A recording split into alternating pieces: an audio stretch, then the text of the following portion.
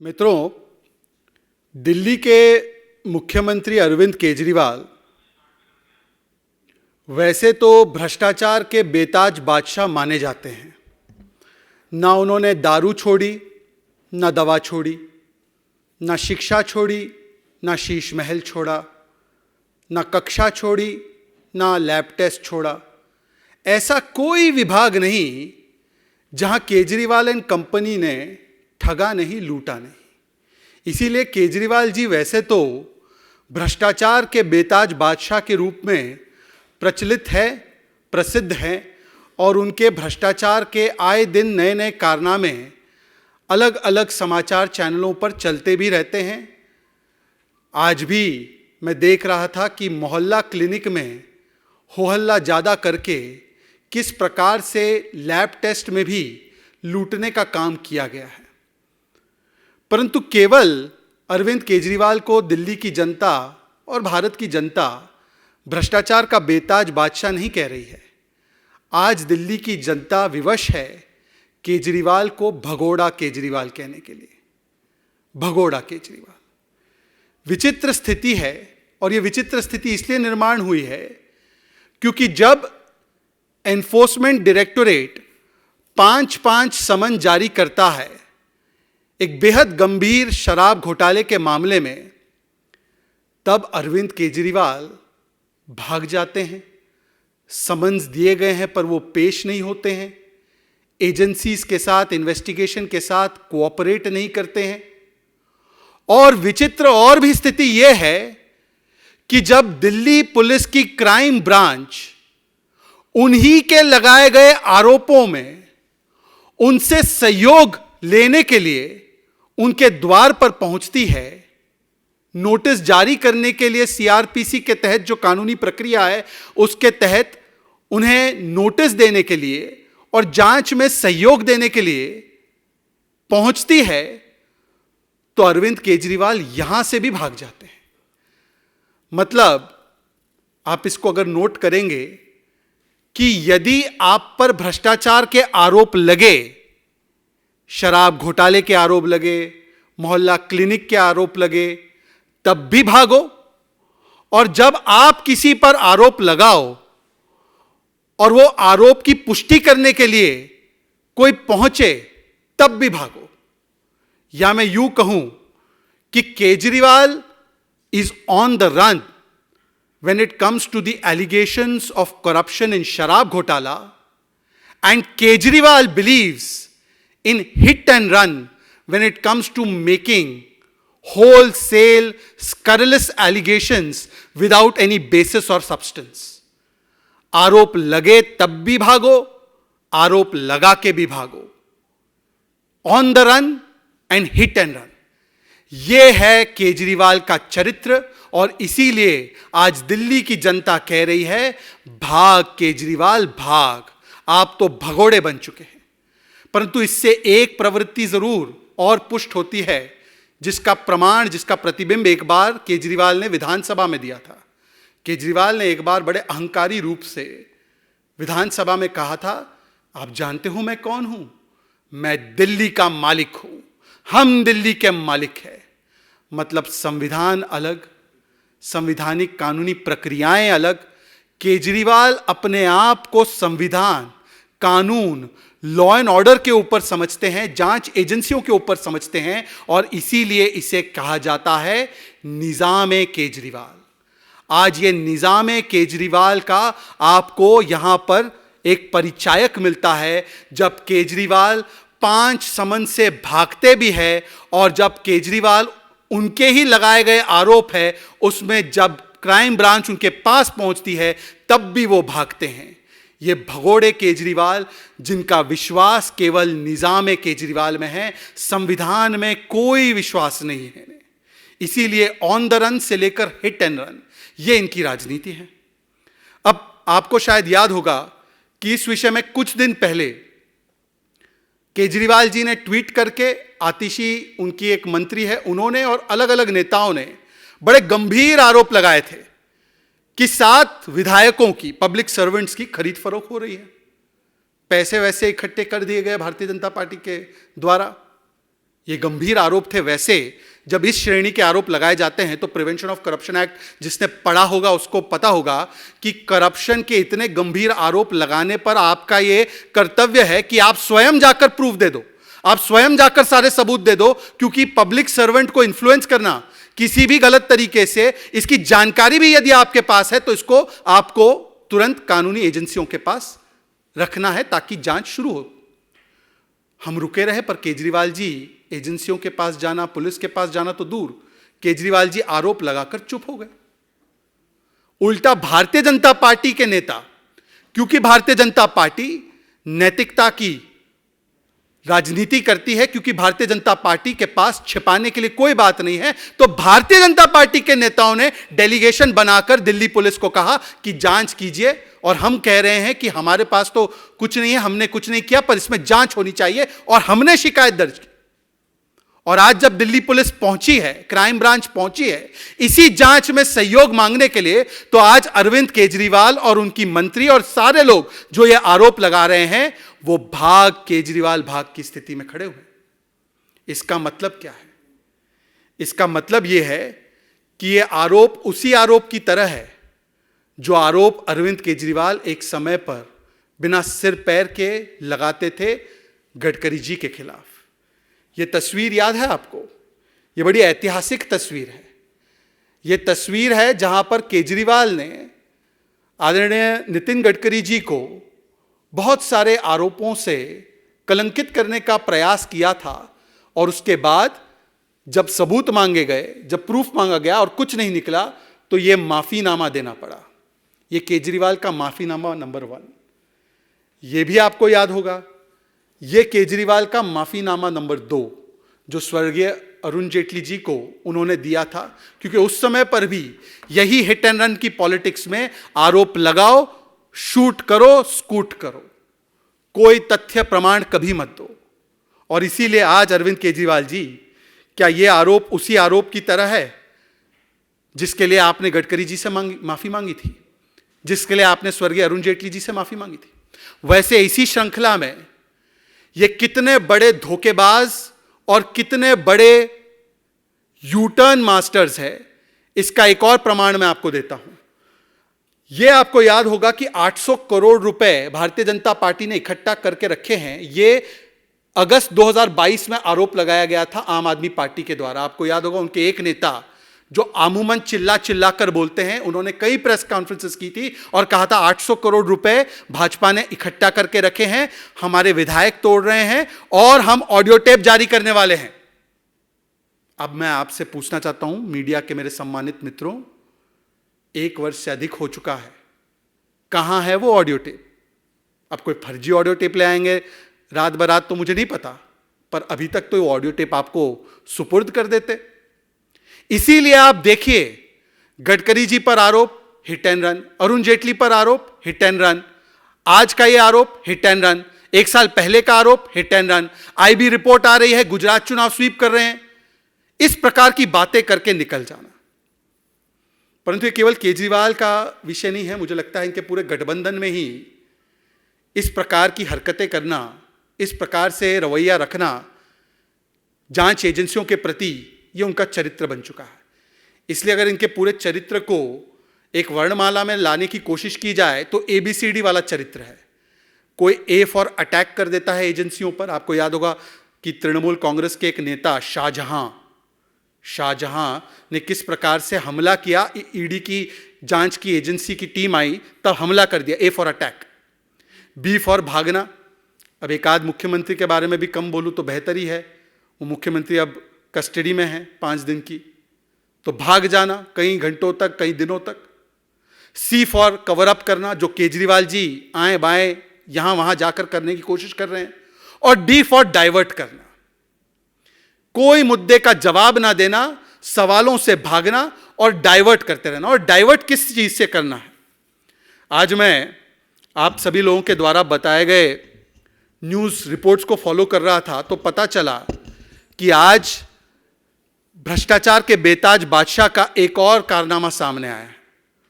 और वो कारनामा जिसको ये लोग कहते थे कि ये वर्ल्ड क्लास हेल्थ मॉडल है, दरअसल कैसे ये 3rd क्लास हेल्थ मॉडल है, इसको प्रतिस्थापित करने वाला है। आपने देखा होगा कि मोहल्ला क्लिनिक में जैसे कोविड काल आया था तब कितनी वो जांचें हो रही थी या क्या वहां पर सुविधाएं मिल सकती थी, वो तो दिल्ली वासियों ने स्वयं भुगता है और भोगा है।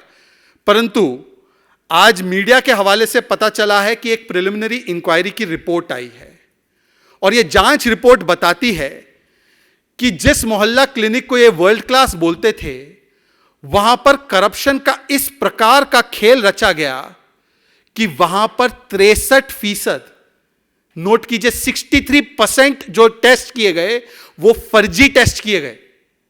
जिन पे टेस्ट किए गए वो लोग है ही नहीं, और जितने टेस्ट किए गए, भगवान ने शरीर में हमें जितने भी अंग दिए हैं उससे ज्यादा एक शरीर पर ज्यादा टेस्ट किए गए। यह है निजाम केजरीवाल। निजाम केजरीवाल यह है कि शरीर में अंग से ज्यादा टेस्ट किए गए, जो लोग है ही नहीं उनके टेस्ट किए गए, और ऐसे ऐसे टेस्ट किए गए जिनका कोई अता पता ही नहीं। 63% फेक टेस्ट सामने आया है। इसको थोड़ा गहराई से भी देखना चाहिए, गंभीरता से भी देखना चाहिए। टेस्ट करते वक्त, लैब टेस्ट करते वक्त आपको मोबाइल फोन नंबर देना होता है। 13,000 के लगभग टेस्ट जो किए गए ब्लैंक मोबाइल फोन नंबर पे किए गए। 25,000 टेस्ट ऐसे नंबर पे किए गए जिसका नंबर था 0, 0।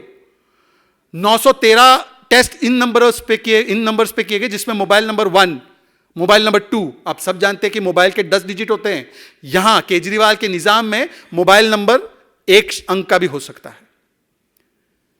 ऐसे कई टेस्ट किए गए, लगभग 2,500 टेस्ट, जिसमें जो नंबर है वो रिपीटेटिव थे। तो इसी प्रकार से आप देख सकते हैं कि मोहल्ला क्लिनिक के नाम पर, वर्ल्ड क्लास हेल्थ फैसिलिटी के नाम पर किस प्रकार से यह थर्ड क्लास भ्रष्टाचार चलता रहा। और इसीलिए यह सारे प्रकरण से, चाहे दवा का मामला हो, टेस्ट का मामला हो, चाहे शराब और दारू का मामला हो, ध्यान भटकाने के लिए, डाइवर्ट करने के लिए कोई ना कोई तरकीब अपनाई जाए। तो आज ये नई तरकीब है कि इस नोटिस वाले विषय पर भी असहयोग आंदोलन की तरह सामने आना है और कहना है कि मैं नोटिस नहीं लूंगा, मैं नोटिस को नहीं स्वीकारूंगा, और बार बार वही पुराना रेपिटेटिव राग अलापना। मेरा एक सुझाव है आप लोगों के माध्यम से, क्योंकि मुझे पता है आम आदमी पार्टी ये प्रेस कॉन्फ्रेंस देख रही होगी।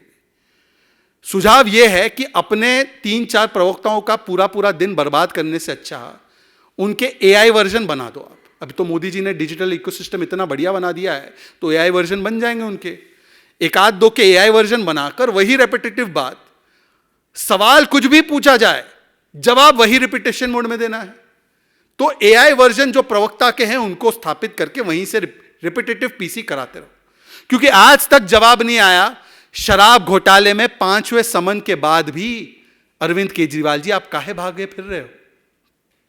अरविंद केजरीवाल जी आप तो वो व्यक्ति थे ना, अन्ना हजारे की जब नेतृत्व में थे तब अन्ना की उंगली पकड़ते कहते थे कि पहले इस्तीफा होगा फिर बाकी जांच होगी। आज जब जांच के लिए लोग पहुंच चुके हैं तो जांच में सहयोग तो दूर की बात, आज आप एजेंसियों पर ही सवाल खड़े कर रहे हो। और क्या कहते हैं इनके लोग रेपिटेटिव मोड में, रेपिटेशन मोड में, कि ये वेंडेटा पॉलिटिक्स हो रहा है। ये वेंडेटा पॉलिटिक्स हो रहा है। ईडी का जो केस चल रहा है, शराब घोटाले का केस चल रहा है, तो समन्स को क्वाश काहे नहीं करवा दिए? 5-5 समन आ गए, जाकर कोर्ट में जाकर क्वाश करवा देते, वो भी नहीं करना। कोर्ट ने मनीष सिसोदिया, संजय सिंह और इनके नेता विजय नायर, मीडिया के लोग उनको जानते होंगे, उनको महीनों तक अब जेल में रखा है। और केवल जेल में नहीं रखा, सुप्रीम कोर्ट तक ने कहा 338 करोड़ का मनी ट्रेल है। हाई कोर्ट ने संजय सिंह के मामले में कहा कि कोई वेंडेटा पॉलिटिक्स नहीं हो रही है, इस प्रकार के आरोप मत लगाइए। लोअर कोर्ट से लेकर हाई कोर्ट, सुप्रीम कोर्ट तक कोई बेल देने को, राहत देने को तैयार नहीं। तो क्या कोर्ट भी विद्वेष की भावना से काम कर रही है? और चलिए कोर्ट में विश्वास नहीं, वैसे ही निजाम केजरीवाल है, संविधान में भरोसा नहीं है इनको, हम पे तो भरोसा नहीं है, कोर्ट में भरोसा नहीं है, तो किसी और पर भरोसा तो करते होंगे। अपनी नई साथी कांग्रेस पर भरोसा कर लो, क्योंकि यह है वो कांग्रेस पार्टी और उनका स्टैंड। शराब का मामला है, यह शिक्षा का मामला नहीं है।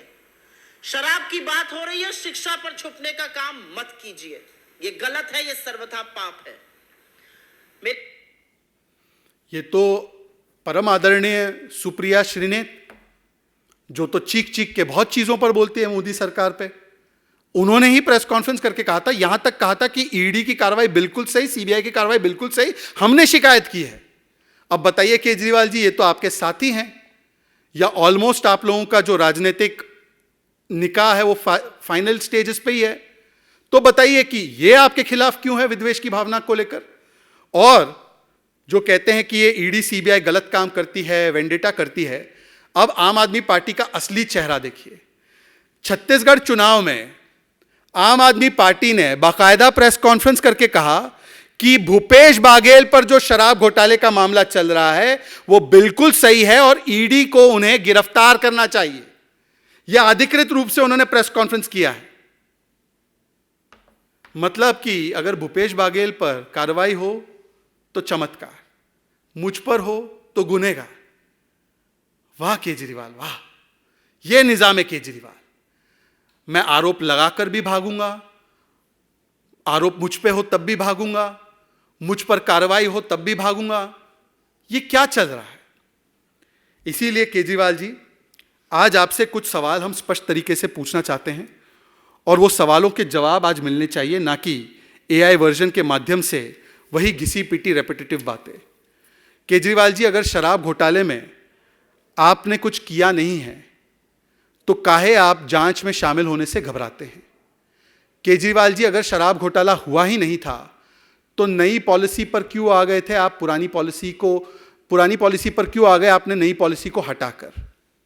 केजरीवाल जी, यदि शराब घोटाला हुआ ही नहीं तो आज तक कोर्ट ने आपको राहत क्यों नहीं दी है?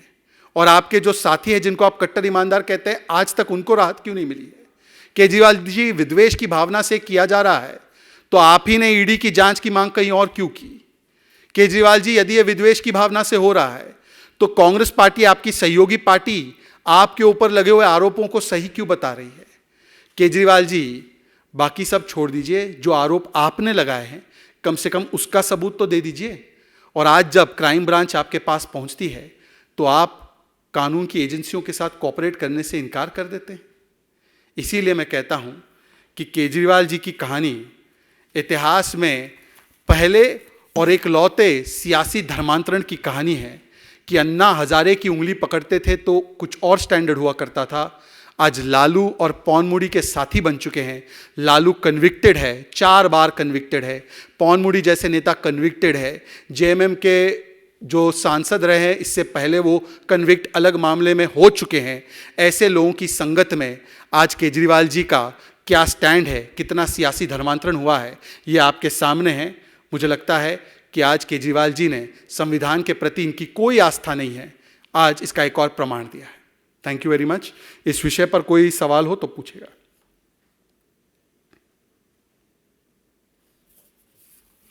मुझे लगता है कि इस विषय पे कोई सवाल नहीं है तो प्रेस वार्ता को समाप्त किया जाए।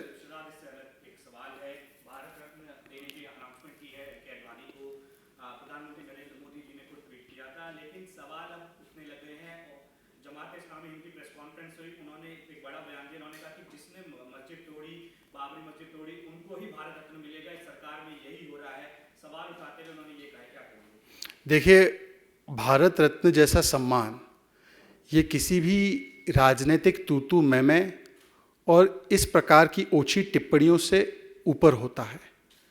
आज भारतीय जनता पार्टी के एक सामान्य कार्यकर्ता की हैसियत से मुझे गर्व होता है कि देश के इतने बड़े नेता जिन्होंने राष्ट्र चेतना, राष्ट्र चरित्र और राष्ट्र निर्माण में इतना बड़ा सहयोग दिया है, उनको सही पुरस्कार और सम्मान दिया गया है।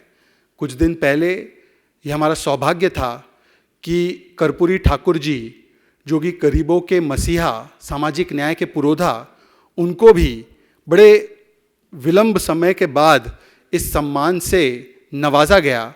तो मुझे लगता है कि कम से कम ऐसे सम्मानों को, ऐसे राष्ट्र पुरस्कारों को राजनीति के भीतर और राजनीति के मैदान में घसीटना, ये बहुत ही मुझे लगता है अनुचित है और बहुत ही दुर्भाग्यपूर्ण है। Thank you very much.